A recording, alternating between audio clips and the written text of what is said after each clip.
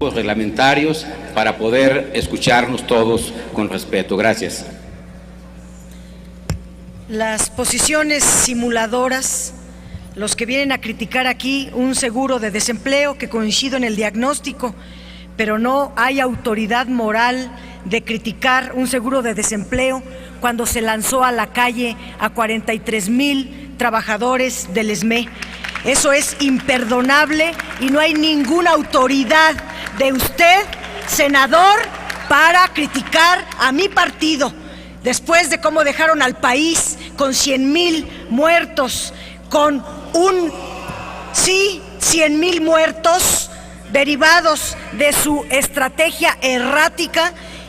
No tienen la autoridad para venir a criticar a nada ni a nadie.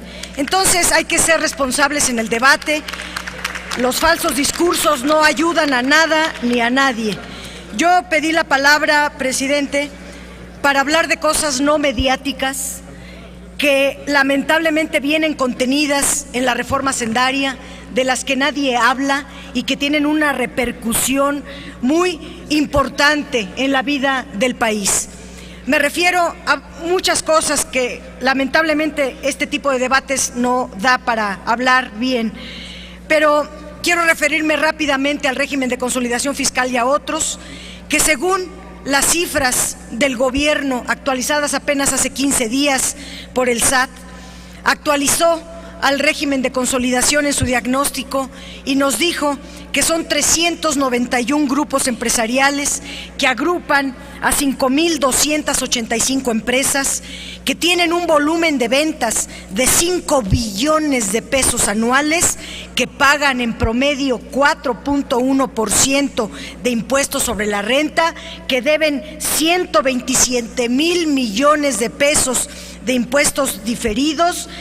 Y lo más grave es que, como pactaron el diferimiento de impuestos en forma ilimitada, no se les va a cobrar y que el erario público ya perdió más de 130,000 millones de pesos y que lo que está pensando el nuevo gobierno es un borrón y cuenta nueva.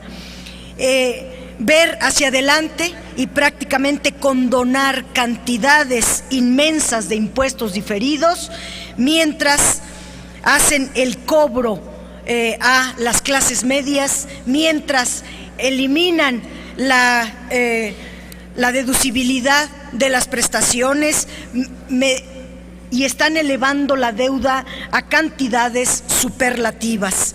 Este régimen de consolidación, si bien se proponen medidas para simplificar y para transparentar el cálculo del impuesto, y que con eso va a facilitarle a las autoridades la fiscalización a estos grupos, las medidas que se proponen en el régimen opcional para grupos de sociedades son insuficientes para terminar con los abusos, con la elusión fiscal, y a los que tienen inmensas fortunas y que tienen derecho de picaporte les dan y gozan de todos los privilegios habidos en estas reformas fiscales.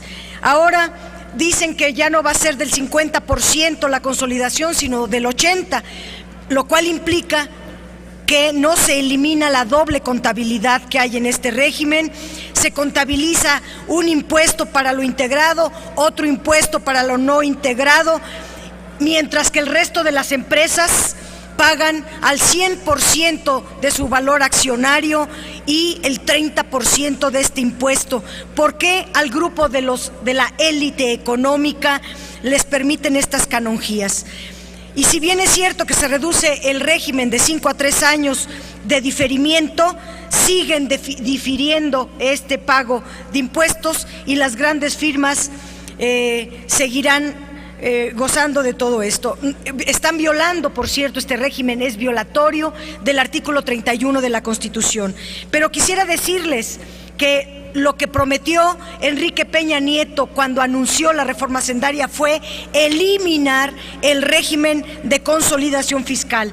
Y lo que están haciendo no es una eliminación, sino solamente un cambio de nombre un cambio de reglas, pero sigue lo mismo para los grandes grupos que consolidan.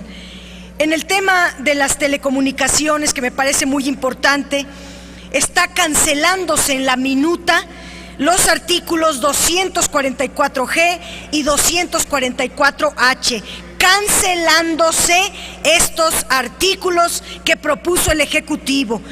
El diputado González Luna, del Partido Verde, perteneciente a la telebancada, presentó la propuesta de posponer la definición del pago de derechos de las bandas 2.5 y 700 MHz para que el IFETEL defina el valor del espectro. Eso no está facultado el IFETEL. Las comisiones dictaminadoras establecieron una disminución de impuestos.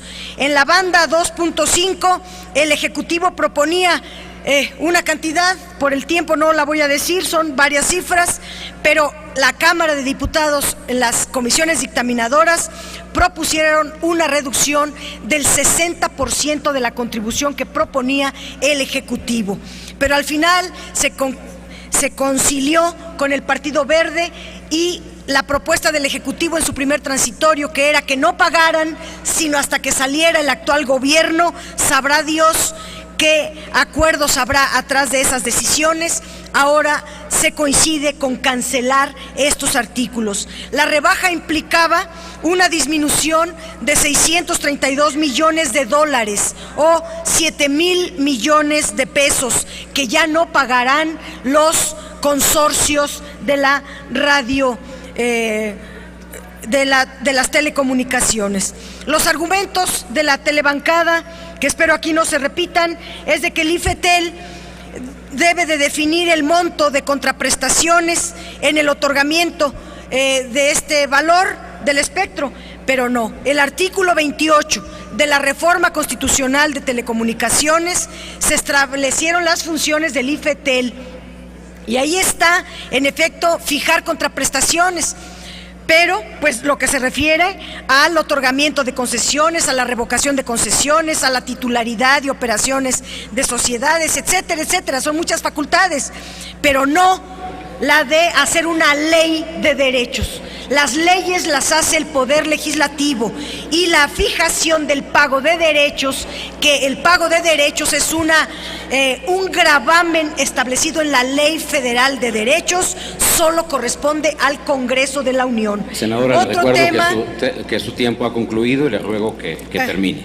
Para respetar su llamado, presidente, y lo acepto, me anotaré al final de la lista. Muchas gracias. Sí, gracias, senadora Dolores Padierna Luna. Informo a la Asamblea